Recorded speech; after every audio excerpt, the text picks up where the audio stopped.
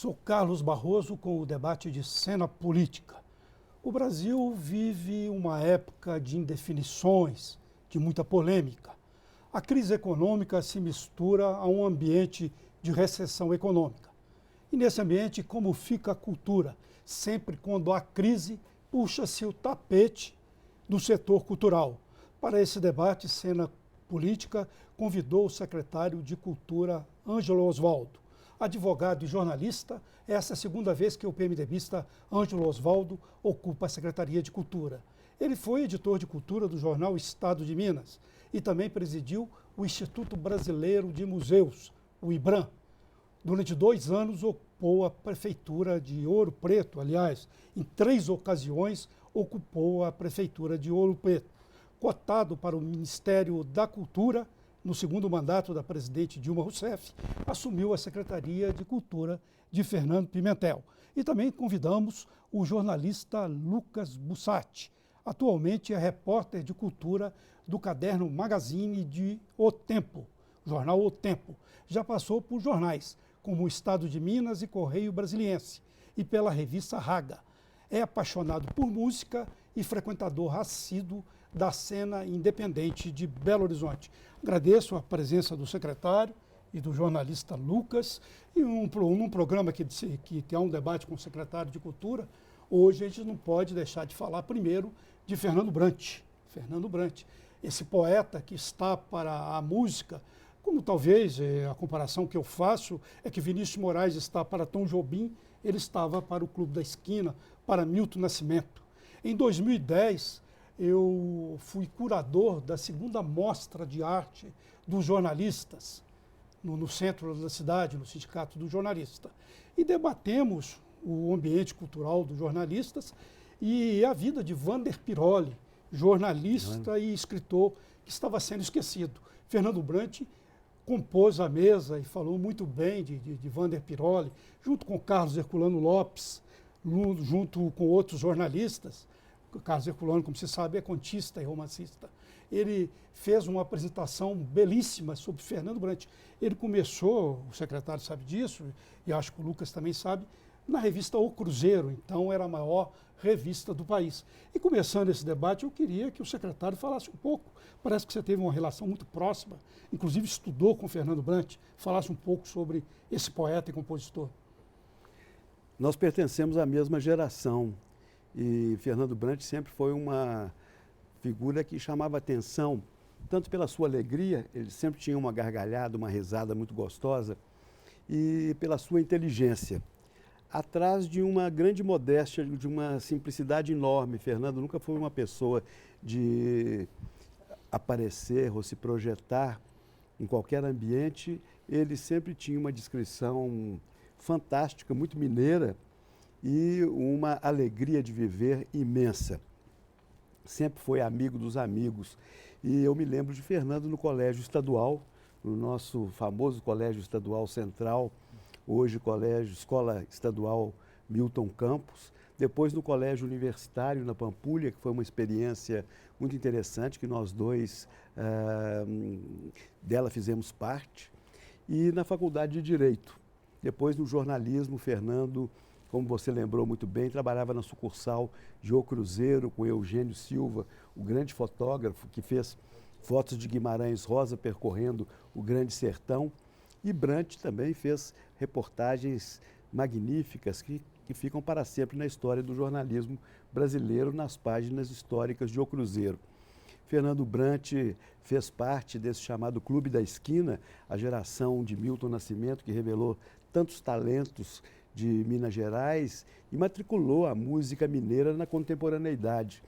Assim como a Bossa Nova foi um movimento muito importante, que passou por Minas também, mas estava centrada no Rio de Janeiro, o Clube da Esquina, a partir de Minas, levou uma música nova para o Brasil inteiro, assim como os baianos projetaram Salvador, o grupo da Tropicália, Caetano, Gil, Gal e Bethânia, e aqui Milton Nascimento e Fernando Brant na linha de frente. São contribuições curiosas, porque assim, a gente ouve Bossa Nova e lembra logo do Rio de Janeiro. É mar, é sul, é sol, é sal, é sul. A Bahia também, A música baiana, ela tem todos os ritmos, tem até o gosto da Bahia na sua sonoridade. E a música de Fernando Brant, a música de Milton Nascimento, ela vem do fundo da alma de Minas, ela é um eco da montanha, ela tem a ver com um campanário, um sino tocando no crepúsculo, ela tem uma melancolia e uma alegria muito mineiras que se misturam numa poesia maravilhosa. Eu falo que Milton Nascimento e Fernando Brant se completaram, porque o Brant, como poeta, ele nos recorda aqueles poetas da antiguidade que faziam poesia para ser cantada. A poesia de Fernando Brant é para ser musicada e cantada, e ela permanecerá sempre como um dos grandes fatos culturais da nossa geração. Naturalmente, nosso debate não é para falar exatamente sobre isso, secretário. Você falou que a Bossa Nova passou por Minas e você foi prefeito de Ouro Preto 3 vezes. João Gilberto cultivou o batido da Bossa Nova, foi lá em Ouro Preto, né? No hotel em Ouro Preto. Foi em Ouro Preto, foi em Diamantina também. Diamantina, Quem conhece isso tudo é Pacífico Mascarenhas, que vai fazer agora no próximo sábado 80 anos, e foi um dos pioneiros da Bossa Nova no Brasil. Pacífico Mascarenhas é um grande compositor mineiro e ele participou dos primórdios da Bossa Nova lá no final dos anos 50. O marco inicial da Bossa Nova é o disco Chega de Saudade, de 1958. E o Pacífico também esteve na linha de frente. A Bossa Nova tem muito a ver com Minas Gerais também, por causa da geração de Pacífico Mascarenhas. Sem dúvida, secretário. Eu estava falando aí do ambiente de crise política, de recessão econômica. Disse que muitas vezes o setor cultural tem até o tapete puxado nessas circunstâncias. Assumir a Secretaria de Cultura num ambiente desse é um desafio, não é? A cultura é sempre um desafio, porque ela nos convoca para a inovação, para a transgressão. Fazer cultura é estar sempre em movimento e nunca aceitar plenamente as coisas. Nós temos que buscar mais, querer mais, é um dever da ação cultural. E a cultura é tomada como um todo. Cultura hoje não são apenas as belas letras e as belas artes, como se pensava. Cultura não é apenas uma atividade restrita a determinados círculos da sociedade, geralmente até os círculos mais bem aquinhoados. A cultura é tudo aquilo que aprimora a qualidade de vida, tudo aquilo que dá cidadania ao cidadão. E por isso é muito importante que nós tenhamos políticas públicas de cultura. Esse é o nosso maior desafio. Em Minas Gerais, o que faltava era uma política pública de cultura no Estado. Houve algumas iniciativas... Era elitista a política cultural aqui? Era uma política elitista e que ficou confinada dentro da Avenida do Contorno, num estado do tamanho da França, com 500 mil quilômetros quadrados.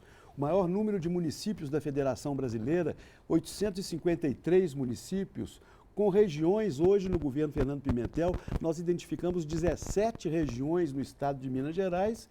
Os grandes projetos que até hoje estão ainda provocando polêmica, talvez polêmica que venha a cobertar os equívocos desses projetos, estão dentro da Avenida do Contorno, em Belo Horizonte. Nem alcançam a cidade maior, que se multiplicou para fora daquilo que tinha sido desenhado por Araão Reis e Francisco Bicalho. É importante que nós tenhamos uma política pública de cultura voltada para as demandas da sociedade, para as vocações da sociedade, porque a política de cultura, ela também gera emprego, ela traz mais renda. A cultura hoje cria muitos empregos no campo audiovisual, em todas as áreas nós vamos ver como a cultura pode criar possibilidades de trabalho e renda. Ela é muito importante, é um fator importante, ela incide sobre o turismo, ela fomenta o turismo, sobretudo num estado como Minas Gerais. Nós não temos praia, mas nós temos o melhor do barroco latino-americano. Nós temos as cidades históricas, nós temos as grutas, nós temos os rios, nós temos as represas, as grandes barragens de Minas Gerais, e tudo isso pode contribuir com um trabalho cultural bem feito para desenvolver o turismo que remunera quem investe na cultura. Então, eu penso que a cultura é desafiante, ela tem poucos recursos financeiros para investir em áreas fundamentais, mas, ao mesmo tempo, ela está pronta para dar respostas positivas à sociedade no momento em que nós precisamos de pensamento positivo. Você falou, Barroso, em crise. Nós atravessamos, sim, uma crise econômica, como diversos países, na atualidade, têm também atravessado, seja no nosso continente, seja na Europa, na Ásia. Os Estados Unidos estão agora saindo de uma crise tremenda. E o que eu observo no Brasil, em primeiro lugar, é um clima de pessimismo, porque trouxeram os resultados da eleição do ano passado para balizar o humor das pessoas que analisam a situação econômica do país. Então, como derrotados, eles querem ser vitoriosos agora sobre aqueles que foram vencedores. Então, puxam para baixo, de uma maneira assombrosa, a situação do país, no momento em que nós precisamos de estímulo otimista, que nós precisamos de pensar grande, de que nós, nesse momento que nós precisamos descortinar novos cenários, ficam insistindo todo dia que a crise é terrível, que ela será inexpugnável, que nós não vamos vencer, que não vamos adiante, que tudo está fracassado. Na verdade, nós temos que esquecer os resultados, ver um mandato de 4 anos pela frente. Nós temos apenas 5 meses de um mandato de 4 anos e as imensas possibilidades que estão aí para que, com a participação de todos, o governo sozinho não resolve crise. O governo sozinho não conduz nem a administração num tempo de bem-estar e de otimismo. Então, é preciso que haver mais participação para que nós possamos superar os obstáculos, e a cultura traz otimismo. A cultura sabe conduzir numa perspectiva otimista e positiva. Agora, secretário, como que estava a situação da pasta quando foi entregue para esse novo governo? O novo governo assumiu a cultura meio bagunçada ali, a gente pode dizer assim? Foi feita, inclusive, uma auditoria no Estado. Essa auditoria mostrou questões lá dentro. Nós tivemos problemas graves na cultura, como em todas as áreas. Na verdade, nós encontramos o Estado de Minas Gerais numa situação muito difícil. O governador Fernando Pimentel teve o bom senso de dedicar 3 meses à análise, ao estudo, ao diagnóstico da situação do Estado, para que ninguém chegasse atirando pedras ou apenas tecendo críticas ao que estava recebendo do governo anterior. Nós recebemos o Estado numa situação frágil e crítica, todo mundo já sabia disso. O governo anterior já havia desacelerado todas as suas atividades e nós encontramos a cultura numa situação também crítica, com muitas dívidas. Agora, nesta semana passada, acabamos de pagar 4 milhões de reais do prêmio Filme em Minas, que foi um edital aberto no ano passado para realizadores de audiovisual em Minas Gerais. Foi lançado o concurso, escolhidos os premiados, houve a divulgação e nem a comissão julgadora foi paga. Então, nós tivemos que pagar a comissão julgadora e fazer um esforço tremendo com o apoio do secretário Elvésio Magalhães de Planejamento e do secretário José Afonso Bicalho da Fazenda para levantar esses 4 milhões de reais e pagar os premiados. Até porque isso gerou mais 3 milhões e 100 mil reais da Ancine. A Ancine só pagaria a contrapartida se houvesse a quitação por parte do governo de Minas Gerais. À medida que nós conseguimos investir 4 milhões, nós trouxemos mais 3 milhões e 100 para o cinema em Minas Gerais, advindos da Ancine, do governo federal. Então, foi uma questão de honra para o cinema em Minas Gerais e o desenvolvimento do campo audiovisual. Nós fizemos esse esforço.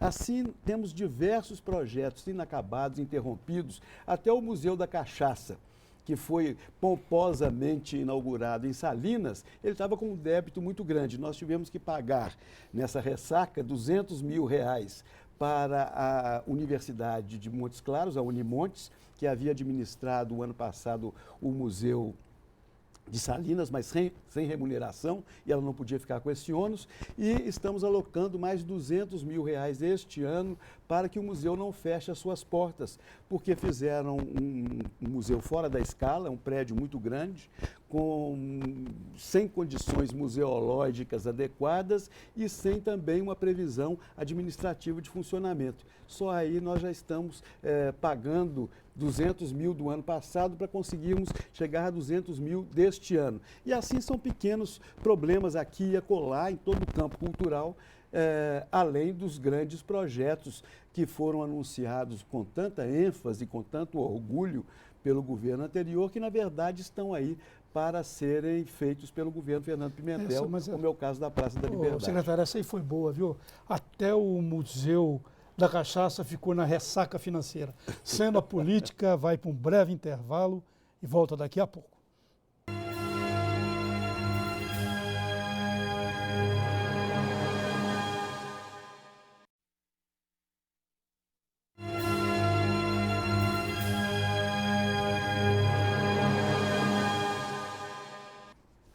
Segue Cena Política debatendo o setor cultural no Estado, com presença do secretário da Cultura, Ângelo Osvaldo. Secretário, é a segunda vez que você assume a Secretaria da Cultura, da outra vez foi no governo Itamar Franco, quando havia uma briga muito feia com o governo federal, ocupado por Fernando Henrique Cardoso, e agora você assumindo uma pasta que durante 12 anos ficou com os tucanos, né? Ficou com os tucanos aqui em Minas Gerais. E eu te pergunto assim, com essas dificuldades e essas mudanças, quais são os seus principais projetos? Colocasse de uma maneira pontual os seus principais projetos para Minas. Bem, em primeiro lugar, como você coloca, o vento agora sopra a favor. Sim. Nós estamos no mesmo barco, o governo de Minas, o governo federal, temos um excelente diálogo com o ministro Juca Ferreira, e vejo com entusiasmo a presença de Juca Ferreira no Ministério, porque ele é um homem muito aberto aos grupos da cultura, de todas as áreas, de todos os setores, e sobretudo com os grupos de ação popular, que vêm da militância, da ação cultural nas comunidades, nas bases, nos pontos de cultura, nos pontos de memória. E nesse momento de crise, é muito importante que nós tenhamos essa arregimentação, essa mobilização de um pensamento positivo para sustentar a ação cultural no país. Esse já é um ponto de partida excelente, nós temos conversado muito, nós estamos trazendo aí a Ancine, o Ministério da Cultura, a TV Brasil, para um diálogo amplo, começando através da Rede Minas, para financiarmos também o audiovisual aqui, para crescermos nesse setor. O cinema brasileiro hoje ele está na linha de ponta em estados como Pernambuco e Ceará, e em Minas Gerais ficou um pouco atrás. É preciso que nós possamos dar um salto, avancemos no sentido de uma nova posição de destaque, não simplesmente por competição entre os estados, mas para que a nossa produção faça jus ao que Minas Gerais, terra do cinema brasileiro, terra de Humberto Mauro, do que Minas Gerais representa nesse campo no nosso país.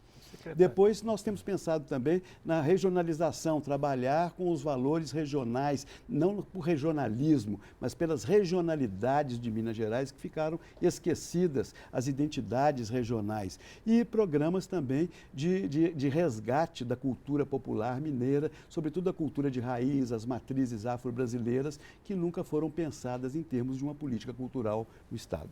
Em algumas entrevistas a gente percebe essa motivação desse novo governo, né, secretário, exatamente aquele papo que a gente estava tendo no primeiro bloco, de deselitizar a política cultural em Minas. E aí eu queria que o senhor falasse um pouquinho sobre outro dia a gente estava no anúncio da suspensão do fechamento do Clausiano, o senhor falou de curto-circuito Praça da Liberdade. O que deu errado ali? Qual que é o fusível que está errado? Por que o curto-circuito? Né, o senhor, quando assumiu, já teceu algumas críticas sobre o circuito Praça da Liberdade e que na época caíram ali como uma bomba. Eu queria que o senhor explicasse como que é a situação daquele circuito e falasse um pouquinho também do Oi Futuro e do Sena, que acabaram não acontecendo. Como que a gente enxerga aquilo ali? Primeiro, hoje? Lucas, eu colocaria só o seguinte, é muito difícil democratizar a cultura. Nós democratizamos o acesso à cultura, às manifestações culturais. E é nesse sentido que nós queremos trabalhar, ampliar cada vez mais o acesso à cultura para que esse acesso não fique restrito a pequenos grupos, como a gente vê mais recorrentemente no estado de Minas Gerais. Quanto à Praça da Liberdade, ela que era um dos 3 projetos estruturantes do governo passado, durante 12 anos, o governo passado considerou como projetos estruturantes na área da cultura apenas 3 iniciativas. A Praça da Liberdade, que está dentro da Avenida do Contorno. O outro, a Orquestra Filarmônica e a Sala Minas Gerais, também dentro da Avenida do Contorno. E um programa chamado Patrimônio Vivo, voltado para o patrimônio cultural, histórico e artístico de Minas Gerais, que não logrou muito êxito, não foi longe, porque são poucas as iniciativas vitoriosas nesse programa que foi lançado com esse nome de Patrimônio Vivo.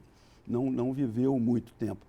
E hoje nós queremos multiplicar o número de ações do Estado, ampliando o leque para tirando da Avenida do Contorno. Abrindo, né? Vamos tomar a Avenida Amazonas, vamos tomar as BRs que saem da Avenida do Contorno, para que nós possamos descentralizar, ter atenção às regiões, há polos culturais importantíssimos em Minas Gerais, como fazer isso, no Triângulo, na Zona da Mata, no Vale do Jequitinhonha, diferenciadamente. Então, nós temos uma atenção, estamos ouvindo essas regiões, participamos dos fóruns de cultura criados pelo governo Fernando Pimentel, temos o Conselho Estadual de Políticas Culturais, que agora tem como vice-presidente um ator e diretor de teatro de Uberlândia, o Rubem Reis. Nós vamos estar sempre atentos ao que está acontecendo em todas as regiões para nos sintonizarmos nessas regiões. Mas você dizia da Praça da Liberdade, eu acho muito interessante até na BH News ter a oportunidade de focalizar esse tema, que tem sido objeto de muita polêmica e de muito equívoco na interpretação das colocações que nós fizemos desde o início. Dizem, o governo vai acabar com o circuito cultural, o governo vai desmontar a Praça da Liberdade. Muitas pessoas ficaram chocadas, pessoas que nem vão até a Praça da Liberdade e ficaram prisioneiras dessa leitura equivocada de colocações que fizemos. E eu atribuo isso à atitude política de determinadas pessoas que queriam, na verdade, lançar uma cortina de fumaça para que ninguém enxergasse exatamente o que é o circuito cultural da Praça da Liberdade, não perceber-se os curtos-circuitos que lá estão toda hora. Quais são? Nós temos, eu tenho que funcionar como eletricista na Praça da Liberdade para acabar com o curto-circuito, porque toda hora está pipocando alguma faísca ali. O curto-circuito é esse. Na verdade, o que funciona na Praça da Liberdade são os espaços que foram concedidos a empresas. O primeiro deles, um grande sucesso, é o CCBB, o Centro Cultural Banco do Brasil, que foi inaugurado pela presidenta Dilma Rousseff. Até para pasmo do Tucanato Mineiro, foi a presidente da República que colocou ali, no território sagrado da Praça da Liberdade, o seu equipamento principal, que é o CCBB. Depois, do outro lado, nós vamos ver o Museu das Minas e do Metal, que é mantido pela Gerdau, um trabalho muito bem feito, sobretudo no campo educativo. E o Memorial Minas Gerais, que é mantido pela Vale. Nós temos também o Espaço do Conhecimento, o Planetário, que é mantido pela Universidade Federal de Minas Gerais e pela TIM. E a Casa Fiat de Cultura, que foi implantada no Palácio dos Despachos. Mas quando nós olhamos aquilo que foi atribuição do Estado nesses 12 anos, enquanto o Estado estava concedendo essas instituições para a iniciativa empresarial, o que aconteceu com os prédios do Estado? O Museu Mineiro, no antigo Senado, na Avenida João Pinheiro, que faz parte do circuito, está fechado parcialmente. Metade do museu está lá com problemas de obras que foram interrompidas já no primeiro semestre do ano passado. O forro da sala principal foi arriado, um forro histórico, policromado, com estuques. Ele está no chão e tem que ser restaurado para que o museu possa ser reaberto. Esse é um curto-circuito. É um curto-circuito. Outro curto-circuito é o Arquivo Público Mineiro, que tem 80 quilômetros de documentos para serem ainda repertoriados e inventariados. O prédio está em péssima qualidade, tanto o prédio do arquivo, que foi a antiga prefeitura de Belo Horizonte, até 1940, e o prédio do anexo dos anos 70, também em péssima condição. Construíram um restaurante. O Estado construiu um restaurante no local dos jardins históricos do Museu Mineiro e do Arquivo Público Mineiro, um restaurante muito bom, que foi terceirizado. Não se recebemos ainda o aluguel, porque deram um período de carência para o locatário comprar móveis e equipar o restaurante. Agora, nós temos lá fome de cultura. Não é fome de comida, não. Então foi feito um restaurante que que esse restaurante era para dar sustentabilidade. Não dá sustância nem sustentabilidade, seja para o arquivo, seja para o Museu Mineiro. A Escola Estadual Afonso Pena foi abandonada. O Detran está mal estacionado. Porque o Detran que tinha que ter saído de lá, eles tiraram o governo inteiro e deixaram o Detran mal estacionado e nem cobraram multa.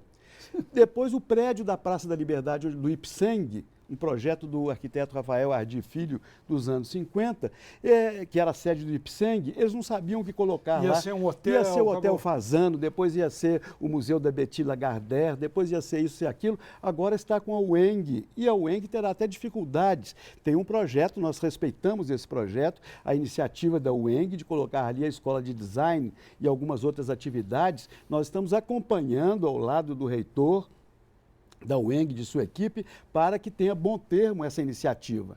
Mas nós vamos ver também o prédio do anexo da Biblioteca Pública, na Rua da Bahia, atrás das antigas secretarias de Educação e Fazenda, que ele está todo cercado por tapumes, porque moradores em situação de rua estão instalados por ali e têm uma dificuldade enorme de acesso das pessoas que querem frequentar o prédio da Biblioteca Pública.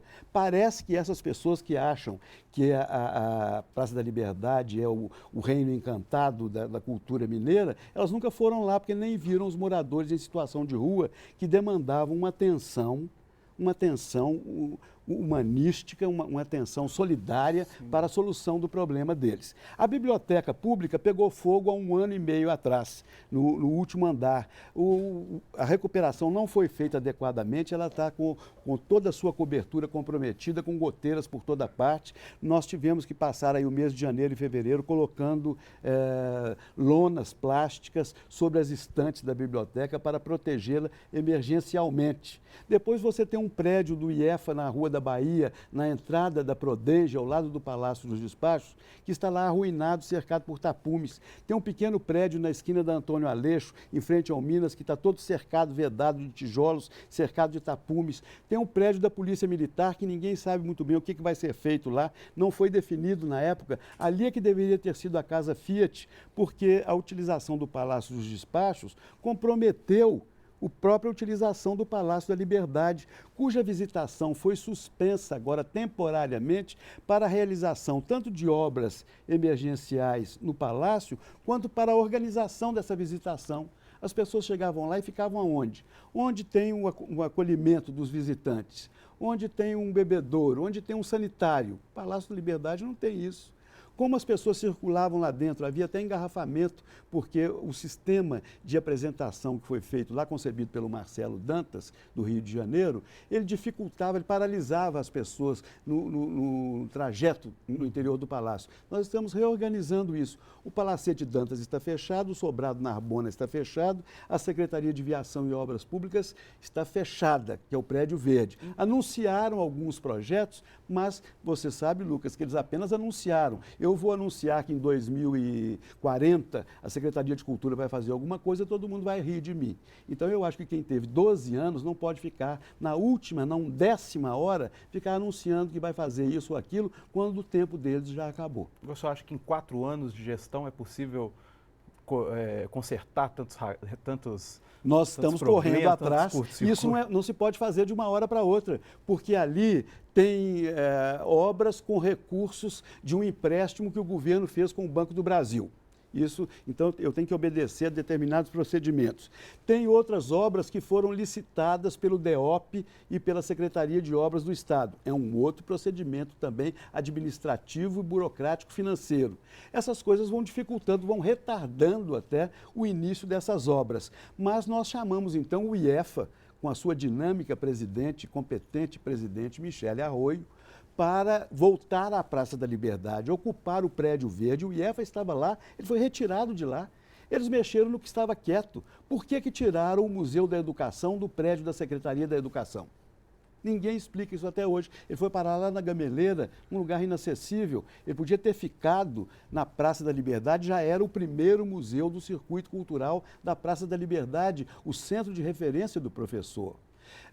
Querem colocar o Oi Futuro no prédio, no Palacete Dantas e no Sobrado Narbona. Não há condições técnicas, até geológicas, de implantar o projeto que eles haviam concebido para lá. A Oi foi a primeira a perceber isso. Ela é uma empresa solidária, parceira. Nós vamos definir, redefinir, estamos trabalhando nesse sentido com a Oi Futuro, a sua presença no circuito cultural. Da mesma forma, o Prédio Verde você mencionou, Lucas, o projeto Sena, que foi concebido para acolher ali naquele prédio uma série de laboratórios e espaços de ensaio para grupos de dança e de teatro em Minas Gerais, com o nome de Projeto Sena.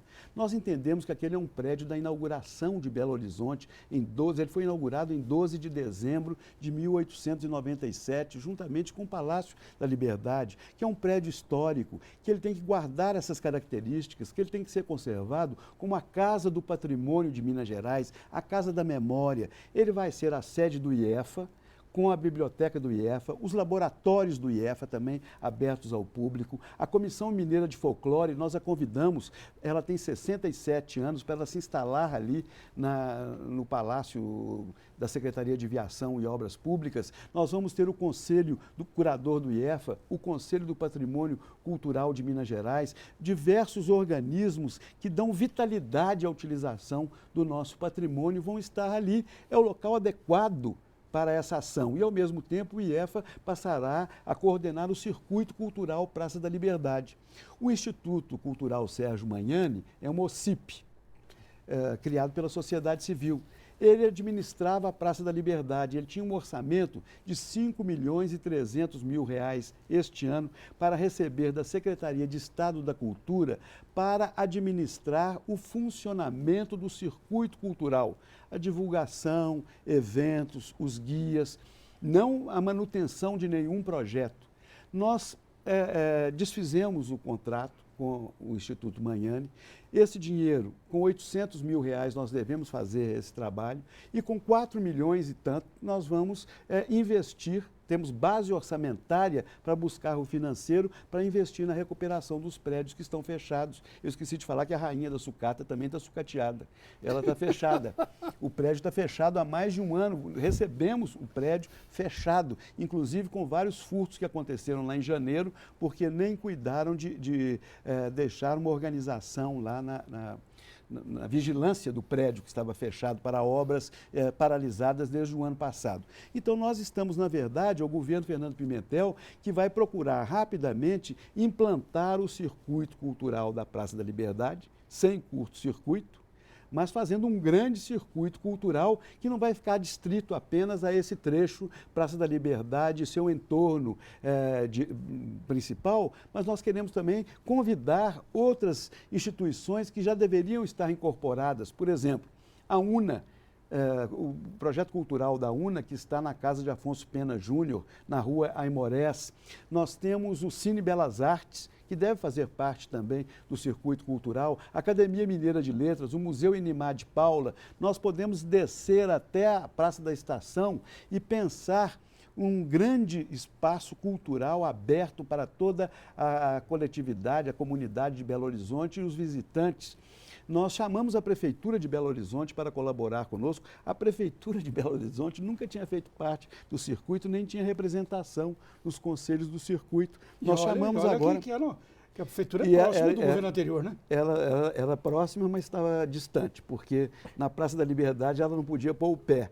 Nós chamamos o FAM, o Festival de Arte Negra, para ocupar a Praça da Liberdade. Nós estamos transformando a visão da Praça da Liberdade.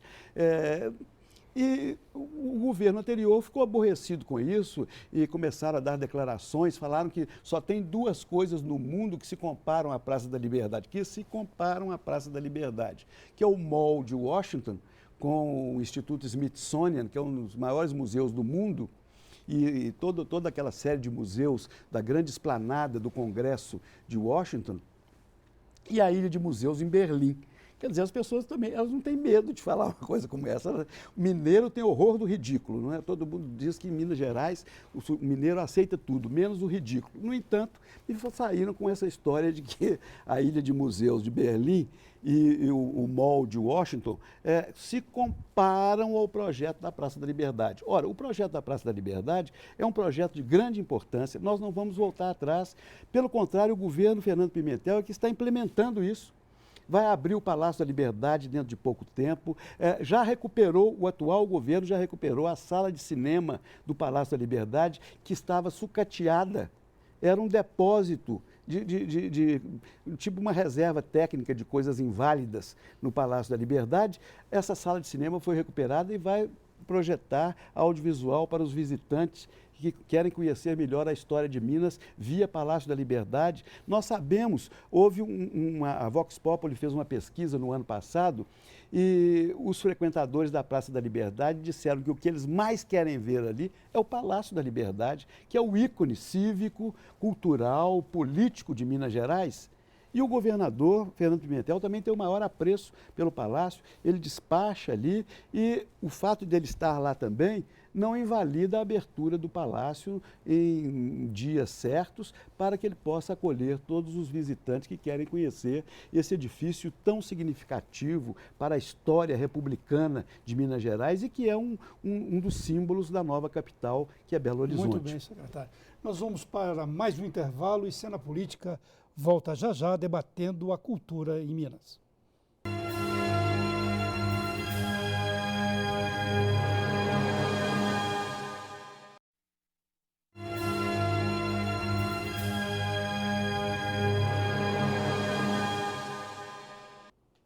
De volta à Cena Política, debatendo com o secretário de Cultura de Minas, Ângelo Osvaldo, e com o jornalista Lucas Busatti, do jornal O Tempo. Lucas, você está querendo fazer uma pergunta sobre leis de incentivo. Isso.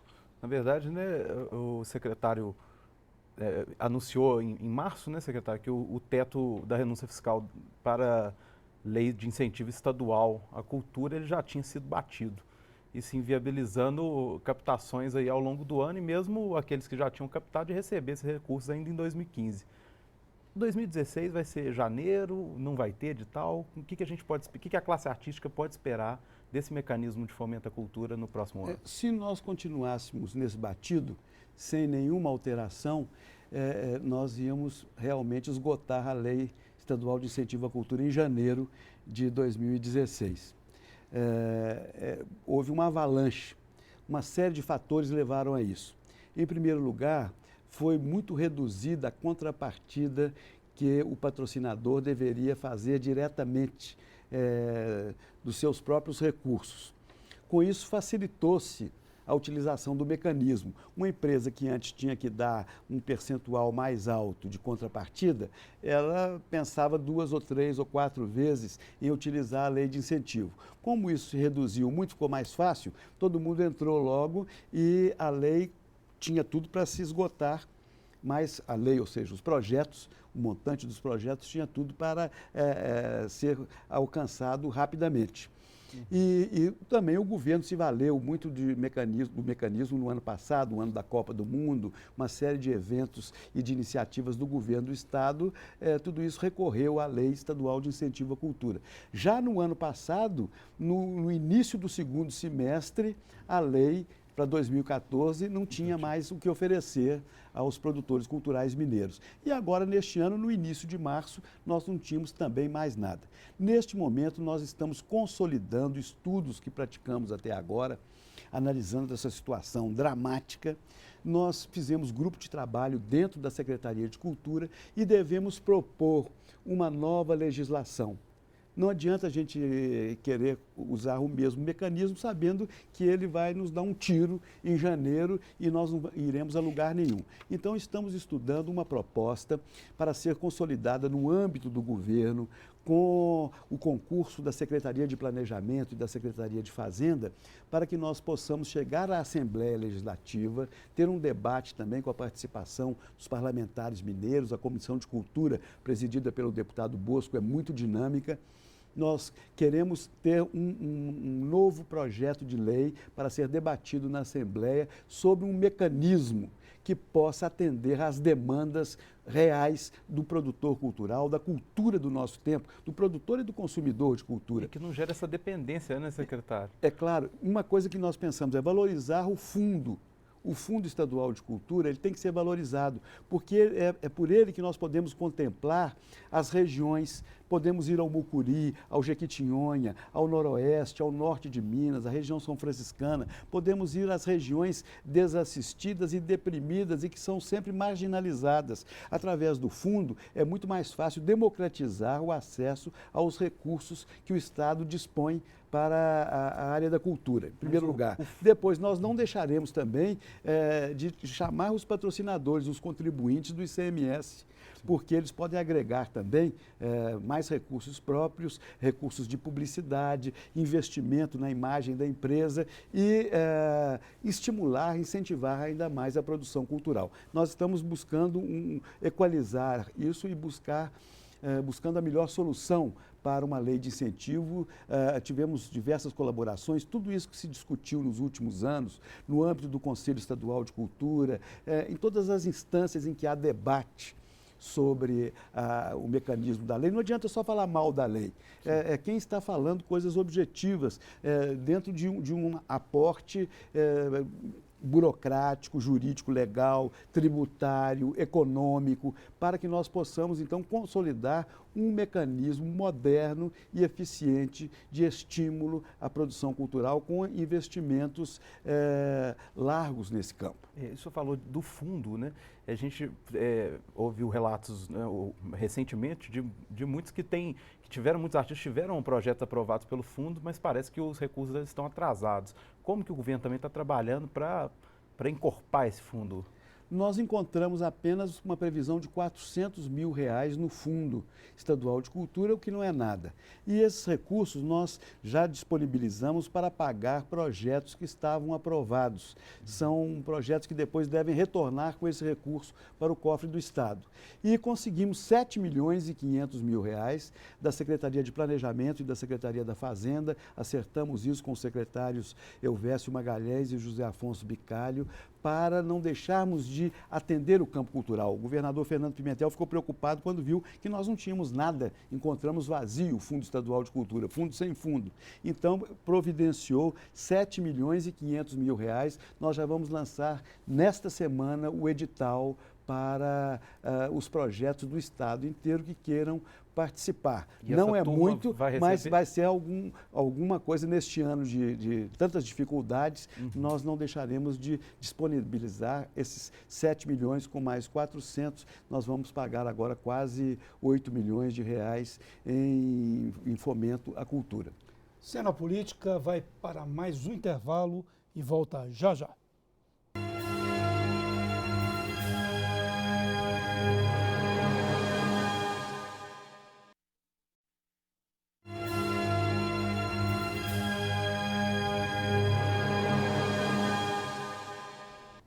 Retorna a Cena Política debatendo o setor cultural em Minas.